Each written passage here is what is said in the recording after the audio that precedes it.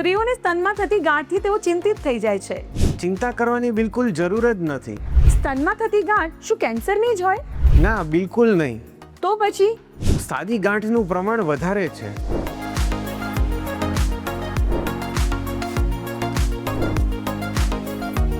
તો એની ટ્રીટમેન્ટ કેવી રીતે શક્ય છે? ઓપરેશન વગર શક્ય છે. ઓપરેશન વગર? હા, વેક્યુમ આસિસ્ટેડ બ્રેસ્ટ ફાઇબ્રોએડિનોમા એક્સિઝનથી. અલ્ટ્રાસાઉન્ડ સોનોગ્રાફીમાં જોતા એફએનએસી કે ટ્રુ કટ બાયોપ્સી થતી હોય છે, જેમાં નિદાન થાય કે આ કેન્સરની ગાંઠ છે કે સાદી ગાંઠ છે. તો મોંઘી અને ખર્ચાળ હશે. એના માટે તો આ વિડીયો જોવો પડે.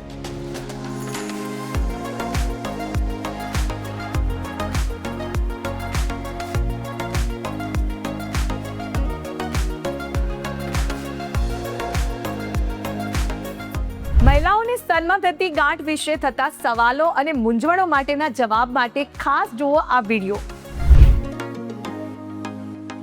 સ્ત્રીઓના શરીરમાં સમયાંતરે ઘણા બધા બદલાવ આવતા હોય છે અને આ બદલાવથી ઘણીવાર સ્ત્રીઓ ચિંતિત પણ થતી હોય છે.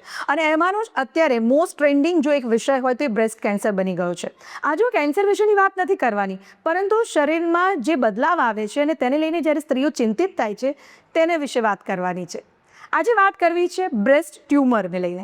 આ સાદી ગાંઠ એટલે શું, ક્યારે તેને રિમૂવ કરવી, કઈ રીતે કરવી, શું એ સર્જરીથી જ શક્ય છે? આ બધા જ સવાલોનો જવાબ આજે આપણે મેળવીશું ડૉક્ટર રોઝિલ ગાંધી પાસેથી, જેઓ ઇન્ટરવેન્શનલ રેડિયોલોજિસ્ટ છે. આવો તો આપણે તેમની સાથે મુલાકાત કરી આ બધા જ પ્રશ્નોના જવાબ મેળવીએ. હેલ્થ ગ્રંથમાં આપનું સ્વાગત છે. હું છું ખ્યાતિ. જેમ મેં આપને જણાવ્યું કે આજે આપણે વાત કરવી છે બ્રેસ્ટ ટ્યુમર વિશે અને આપણી સાથે છે ડૉક્ટર રોઝિલ ગાંધી. જી, આપનું સ્વાગત છે.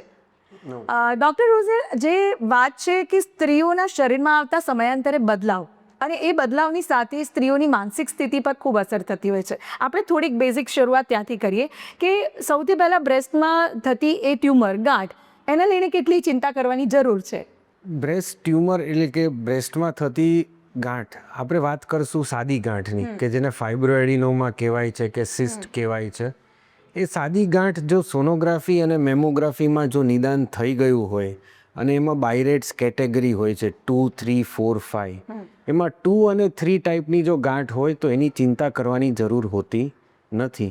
એમાં કહેવામાં આવે છે કે એ ગાંઠ કેન્સર થતી નથી. એમાં જો દુખાવો કે એવું કોઈ તકલીફ હોય તો અલગ વસ્તુ છે, બાકી એ ગાંઠની કોઈ ચિંતા કરવાની જરૂર હોતી નથી. હવે ચિંતા નથી કરવાની, પણ હવે ટ્યુમર છે, સાદી ગાંઠ છે કે કેમ કે કેન્સરની ગાંઠ છે, એ તો એના માટે નિદાન કરાવવા જવું જ પડશે.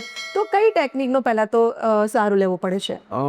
બ્રેસ્ટમાં સપોઝ પાલ્પેશનમાં સેલ્ફ પાલ્પેશન એટલે પોતે અડીને જ ડાયગ્નોઝ કર્યું હોય કે પોતે અડીને જ એવું લાગ્યું હોય કે ગાંઠ છે, તો સોનોગ્રાફી અને મેમોગ્રાફી, જેને મેમો સોનોગ્રાફી કહેવાય છે, એનાથી તપાસ થાય છે, જેમાં કેટેગરાઇઝેશન થાય છે કે કયા પ્રકારની ગાંઠ છે, બાયરેટ્સ 2, બાયરેટ્સ 3, એ રીતે નિદાન થતું હોય છે. એના પછીનું સ્ટેજ આવે બાયોપ્સીનું. અલ્ટ્રાસાઉન્ડ સોનોગ્રાફીમાં જોતા એફએનએસી કે ટ્રુ કટ બાયોપ્સી થતી હોય છે, જેમાં નિદાન થાય કે આ કેન્સરની ગાંઠ છે કે સાદી ગાંઠ છે. ઓકે. અને હવે જ્યારે કેન્સરની ગાંઠ છે એટલે ચિંતાનો એક વિષય આવી જાય છે કે હવે બ્રેસ્ટ રિમૂવ કરવું પડશે, સર્જરી થશે બધી. પણ એની સામે સાદી ગાંઠ, હવે હમણાં જ્યારે આપણે વાત કરતા ત્યારે આપણે ખાસ જણાવ્યું છે કે હોર્મોન્સ ચેન્જીસના કારણે પણ સ્ત્રીઓમાં આવું થતું જ હોય છે. તો શું એ છે વાત આપણે દર્શકો સુધી પહોંચાડીએ? હા, હોર્મોનલ ચેન્જીસ જો ફિમેલ બોડીમાં થતા હોય છે મેનોપોઝ સુધીમાં, એના લીધે ફાઇબ્રોએડિનોમા એ હોર્મોન ડિપેન્ડન્ટ હોય છે, સાદી ગાંઠ થતી હોય છે અને ઘણામાં ધીમે ધીમે સાઇઝ વધતી હોય છે, જેના લીધે નાના મોટા સિમ્ટમ્સ, પેઇન, સોજો એ બધું આવતું હોય છે. જી. હવે જ્યારે આવા સિમ્ટમ્સ છે ત્યારે ડૉક્ટર પાસે તાત્કાલિક જવું, અને જાય છે ત્યારે શું એનું નિદાન સર્જરીથી જ છે કે પછી નવી ટેકનિક?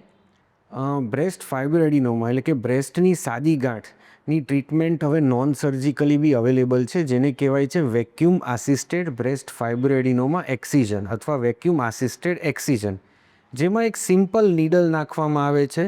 8 ગેજ નીડલ હોય છે, આપણા પેનથી બી પતલી નીડલ, એટલે એમાં કોઈ ટાંકો, ચીરો, ચીરફાડ એવું કશું નથી હોતું. લોકલ એનેસ્થેશિયામાં એટલે કે એટલો ભાગ બેરો કરીને એ સાદી નીડલ સોનોગ્રાફી દ્વારા, સોનોગ્રાફી ગાઈડેડ જોતા નાખવામાં આવે છે અને એ નીડલ ફાઇબ્રોએડિનોમાને સક કરી લે છે, આખું કટ અને એસ્પિરેટ કરી લે છે.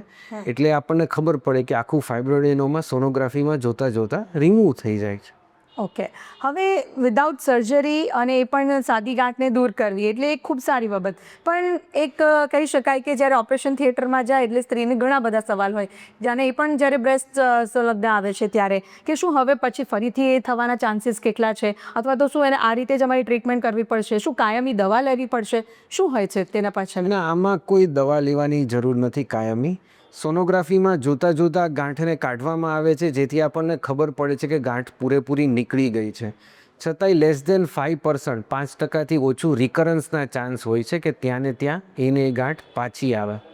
હવે આ સર્જરીની પ્રોસેસ કેટલા સમય સુધી ચાલતી હોય છે, એટલે શું આજે પેશન્ટ આવ્યું છે તો એ સાંજે પોતાના ઘરે જઈ શકે છે, ડિસ્ચાર્જ મળી જાય છે ને? આ પ્રોસિજરમાં એડમિશનની જરૂર નથી, એક્સેપ્ટ મેડિક્લેમ હોઈને ડે કેર એડમિશન રહેવું પડતું હોય તો અલગ છે. ઓકે. અને આ પ્રોસિજર અડધી કલાક જેવી હોય છે અને 2 થી 4 કલાક હોસ્પિટલમાં ઓબ્ઝર્વેશનમાં રહેવું પડે છે. તો વાત તો બહુ સરસ થઈ રહી છે, ઇન્ટરેસ્ટિંગ પણ છે, ટેકનિક પણ સારી છે કે ચલો સર્જરી નથી કરવાની, પણ સવાલ હવે એ થાય છે કે શું આ ખિસ્સાને પરવડે એટલી છે? એટલે કારણ કે શરીરમાં થતા જે કોઈ પણ રોગ છે, ડૉક્ટર પાસે જઈએ છીએ ત્યારે એવું થાય છે કે મોંઘી સારવાર હશે, નવી ટેકનિક છે એટલા માટે, તો ત્યારે તમે શું કહેશો દર્શકોને? સારવાર એટલી કોસ્ટલી નથી, 60,000 to 80,000 વચ્ચે થઈ જાય છે આ પ્રોસિજરની કોસ્ટ. અને મારું એડ્રેસ અને ફોન નંબર એપોઇન્ટમેન્ટ માટેના સ્ક્રીન ઉપર દર્શાવેલ છે. જી, ખાસ અવેરનેસ માટેનો એક મેસેજ આપના થકી. વેક્યુમ આસિસ્ટેડ બ્રેસ્ટ ફાઇબ્રોઇડમાં એક્સિઝન એટલે કે સ્તનની સાદી ગાંઠોની ટ્રીટમેન્ટ છે, જે મહિલાઓને ગાંઠ પ્રોબ્લેમ કરતી હોય અથવા તો ગાંઠ કઢાવી હોય તો વિધાઉટ સર્જરી આ ગાંઠ લોકલ એનેસ્થેશિયામાં ડે કેર પ્રોસિજર તરીકે કરી શકાય છે. જી બિલકુલ, તો થેન્ક યુ સો મચ, આપ અમારી સાથે જોડાયા, યોગ્ય માહિતી આપી તે બદલ. તો સ્ત્રીઓને બ્રેસ્ટમાં થતી સાદી ગાંઠ એટલે કે તમે જે ધારણા બાંધીને બેસી જાઓ છો કે શું આ કેન્સરની ગાંઠ હશે, એવું નથી હોતું. અને હા, તેની સારવાર એટલે કે ટ્રીટમેન્ટ પણ શક્ય છે, અને એ પણ સર્જરી વગર. તો પછી હવે કોઈ પણ ચિંતા કરવાની જરૂર નથી. જો આ એપિસોડ તમને સારો લાગ્યો હોય તો ચોક્કસથી સબસ્ક્રાઇબ કરો, શેર કરો અને લાઇક કરો હેલ્થ ગ્રંથને.